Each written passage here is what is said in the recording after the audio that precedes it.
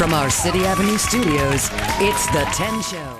Hey, who doesn't like a compliment, right? Which is exactly why our next guest says you can improve your love life if you learn to give more compliments. She's written the book, The Compliment Quotient. Please welcome Monica Strobel. Hi, Monica. Hi, thanks so much for having me. It's nice to have you. Of ups and downs in life, and the one constant throughout all of that was that I love to compliment people.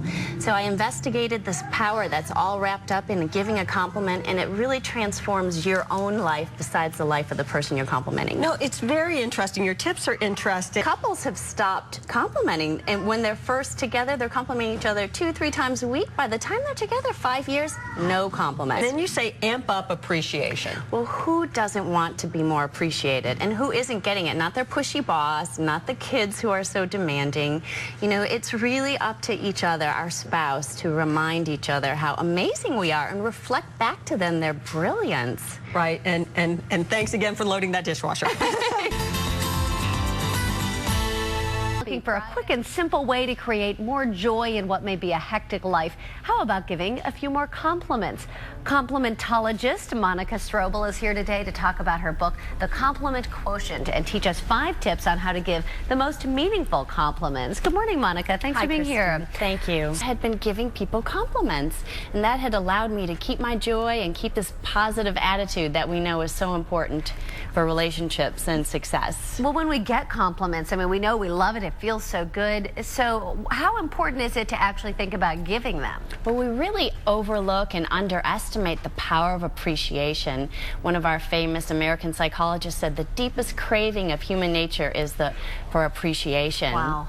And what I love is it's free. I mean, it's so simple. It can take so little time. If we can just get into a compliment habit, and I give a lot of specific steps on how to really build that.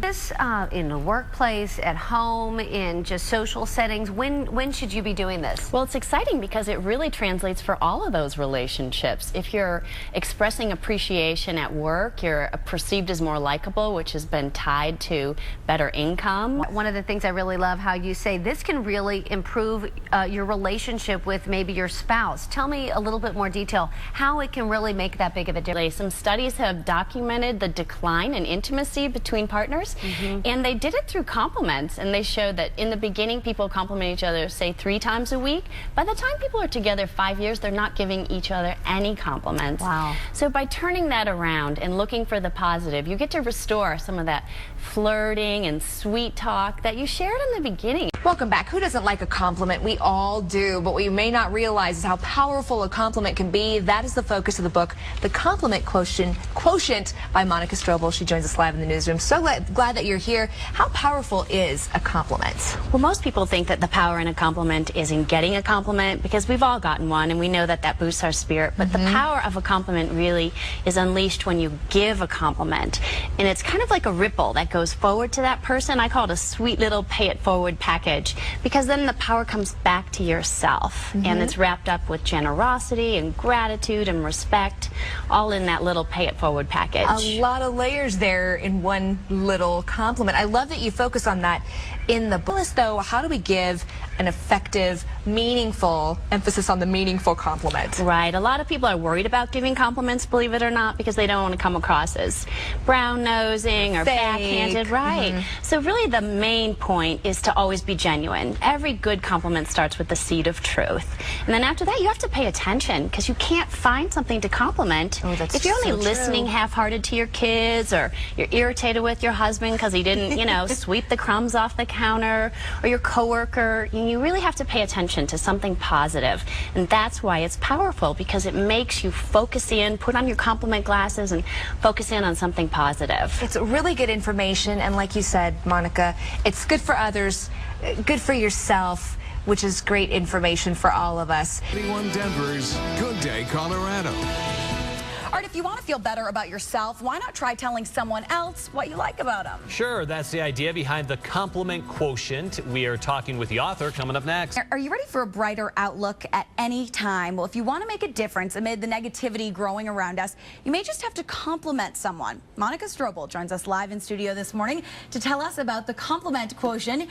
So this makes you turn around and focus on something that's going right. You can't compliment without that. And you've got some tips for us on how to give the most meaningful compliment. So take us through some of those. Sure. The next one is seeding your compliment with truth. Explain that one to me. Well, a good compliment always starts with truth. You know, you can't give a backhanded compliment or something that's not meaningful, because that won't ring true with the person, and you're actually backfiring. Right. Compliment to their interests. What do you mean by that? Well, we tend to compliment, especially like our spouse or our kids, on things that are important to us. Oh, you got great grades, or you did your chores.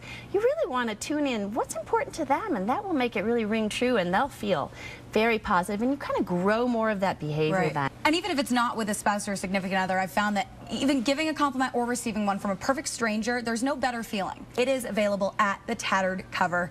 So take the time today to either go pick up a copy of the book or go compliment someone. Now we got to learn how to give good compliments. So you've got tips on the 5 most meaningful compliments, starting with number 1. Put on your compliment goggles. Just can't give a compliment if you're not looking for the positive. Okay. So it immediately makes everything else blur out, and you focus in on the positive. So, and that just changes your attitude there. Okay. Number 3, plump up your compliment with specifics. Right. Get them bigger and brighter. You know, you can say you look nice today, and that's fine. Sure. But if you say you look ravishing in that blue, it really brings out your eyes. Oh, wow. That does sound a lot better. Yeah. Somebody's going to think, well, the next time I want to look ravishing, I'm going to wear that shirt that somebody complimented me on. I always tell my kids they look great. One day I told my daughter, you are stunning this morning. And she was like, wow, she got out of the car for school, you know. Just, she had a little swagger that day. I love it. Okay, number 5, make an affectionate fuss over them. You can never get too much. Yeah, you lavish them on. We hold back so often on compliments. And I say if you can bundle all that together, I call them your personal joy rescue plan, because as you're complimenting others and lifting them, you're lifting yourself along the way. Wow, I love these ideas. Thank you so much for sharing them with us, Monica. Thank you. You say be a stranger. How can you be a stranger with your spouse or your loved one or your romantic partner? Right. Well, we get into this false sense of familiarity. We see them constantly, so we have the sense that we're so familiar. I say take a step back and look at them like you did when they were a stranger. Are you supposed to do role-playing or something here, or no? Well, I suggest you could go to their work when they're not expecting you. If you're like at a soccer field, stand on the other side. How does your neighbor view them? How do the strangers, you know, other parents are on the soccer field? Wow, I remember what I saw in them back then, and that can stir up some of those romantic ideas. Before you walk out the door, it really does. Romance in your comments stokes this mind, body, heart connection that's so much faster and better. And then you say create compliment codes. What do you mean compliment codes? Well, that gets into, you know, if you want your intimacy, instant emotional connection back to that pleasurable time between you. And it, again, you've got to get over some of that brain space. Our brains are filled with to-do lists and all of those things. So compliments take back that brain space. So maybe start with a small step, a compliment a day, and see where it gets you. Right. It might. I think it's great advice. Monica, thank you so much for joining us Thanks today. so much. I appreciate it. The book is called The Compliment Quotient.